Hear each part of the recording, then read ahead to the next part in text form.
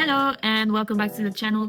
Today I wanted to share with you 3 tips that I use all the time to make my practice more efficient and to learn songs faster. With my students, I find that between a lesson to another, there will be obviously developing new difficulties, encounter new problems on the way, and they will be like, oh, I've practiced the whole week and I'm trying to get this right, but I just can't do it. And when you learn piano, we all know that you're gonna have to repeat things a lot to really, fix the mistakes, learn the stuff, memorize the stuff. And it can be a very long process if you don't know a couple of shortcuts to learn the stuff faster and to overcome your mistakes and overcome the difficulties faster. So today I'm sharing 3 secrets that I use all the time and that I teach my students to make their lessons faster. My tip number 1 is work per section. The smaller the section, the better. Yeah, not bad. Where is it that it gets a bit? The point. Yeah, there, exactly. No, it's exactly there. That's where it gets a bit. The rest, that is good. So can we start from there? Yeah. When you learn a song and you get to a point where you always make the same mistake all the time, there is no reason why you should start the song from the beginning and stop at that same point. Because when you do that, come back to the beginning and try again to get over this mistake, what you're doing is playing what you know and stopping at what you don't know. So you're wasting quite a lot of time to do this process. Instead, just work on what you don't know and just work on the problem. Don't work on what's before because you already know it. Yeah. Da, da, da, da, da. That's what the problem is. 5, 4, 3, 2, 1. Wait, should I do it again? Yeah, but from where? From here. Uh-uh. Yeah. No. Here? Where is the problem? Yeah. Oh, we do that.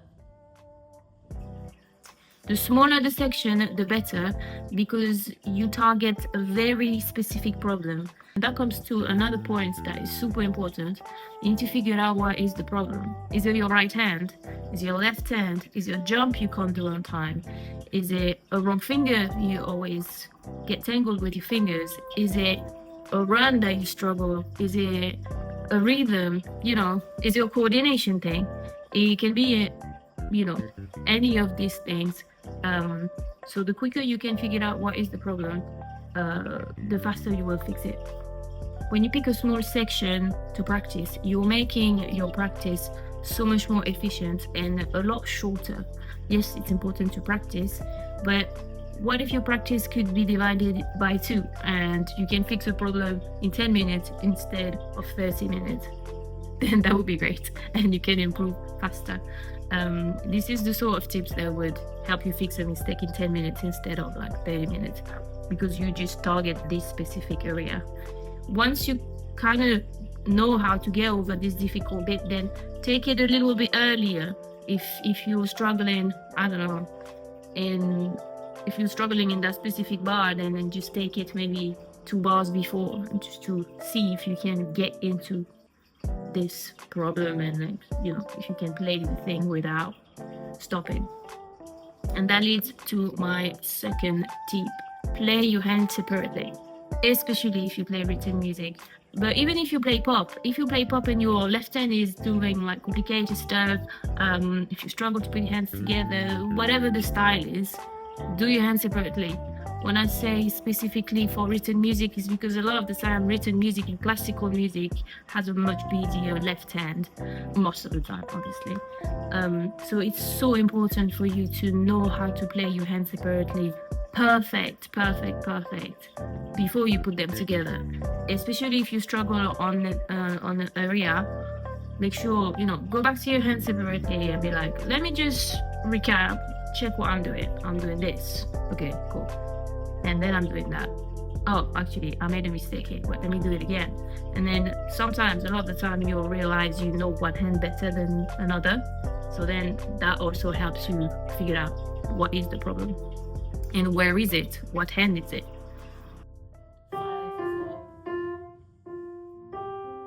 Okay, so wait, we're gonna do our little exercise. The problem we're having is these two fingers, they're like really weak. It's difficult to articulate them alone. So we're gonna go 4, 3, 4, 5, 4, 3, 4, 5. When you fix a problem and when you know exactly what is troubling you, then you just need to focus on what is the struggle. By doing your hands separately, you probably are gonna notice, okay, it's just my left hand and it's just on that one note. And sometimes that's all it takes. Sometimes all it takes is putting your focus on that specific note. And when you put your focus on that specific note, you're more likely to fix it. Until you know what is the problem, your focus is a little bit like everywhere. You're like, okay, I'm playing and I'm trying to somehow make it work. But when you finally zoom in and see, oh, okay, this is the problem, and you put your focus on that one single note, you're more likely to fix it.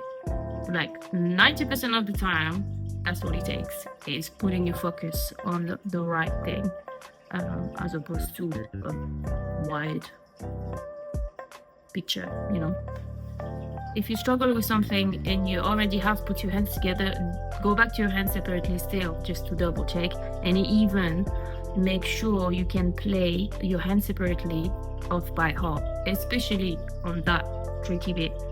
Learn right hand, close the book, play it, check if you can do it. Same thing with the left. Learn it, close the book, make sure you can do it. If you're reading, if you're not reading, if you're doing by ear, same thing, make sure you remember exactly what you're supposed to be doing.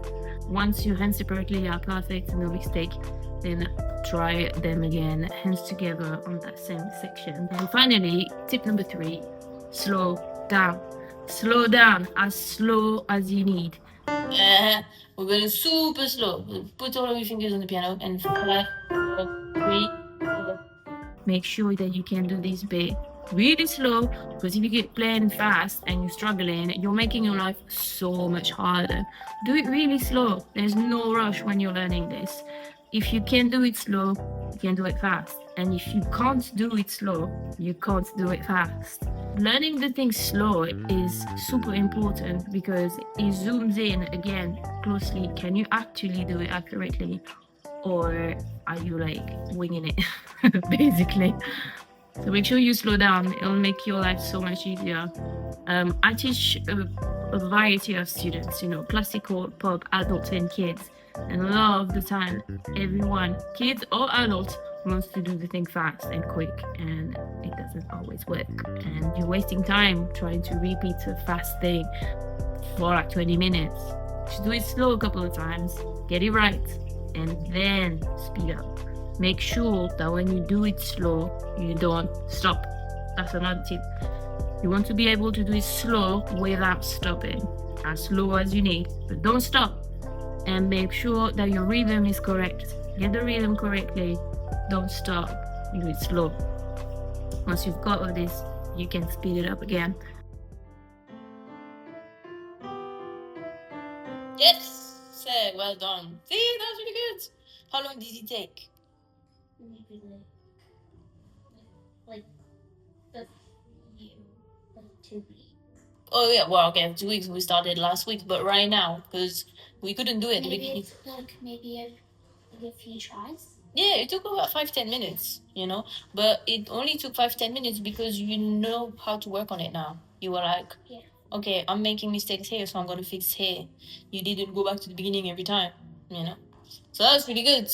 Cool. Then we learned really quickly like this because we fixed the problem straight away. All right, I guarantee you, if you apply these 3 tips during your practice time is going to be shorter by half the time. It's about making your practice efficient. It's about fixing things quick, and it's about attacking the problem very precisely and not just guessing what's wrong and hoping by repeating 10 times the same thing it will work eventually. It will work eventually, if you keep at it, it will work. But how long until it works, These little tips will help you make it work a lot faster. I couldn't practice otherwise. I've been lucky to be taught these tips from the start, so my practice was efficient from the beginning because I had my mom on my back teaching me how to practice at home. So I'm here to, share all of these tips with you too. I hope you found these tips useful. If you have other tips, please share them with me. I would love to, collect more tips, learn new stuff. I'm also here to learn from you guys, from everyone. So if you like this video, then please check out my other videos. I'm dropping videos weekly now, sharing all my tips, showing you some of the lessons I teach with my other students. So yeah, let's play, let's share, and I'll see you on the next one.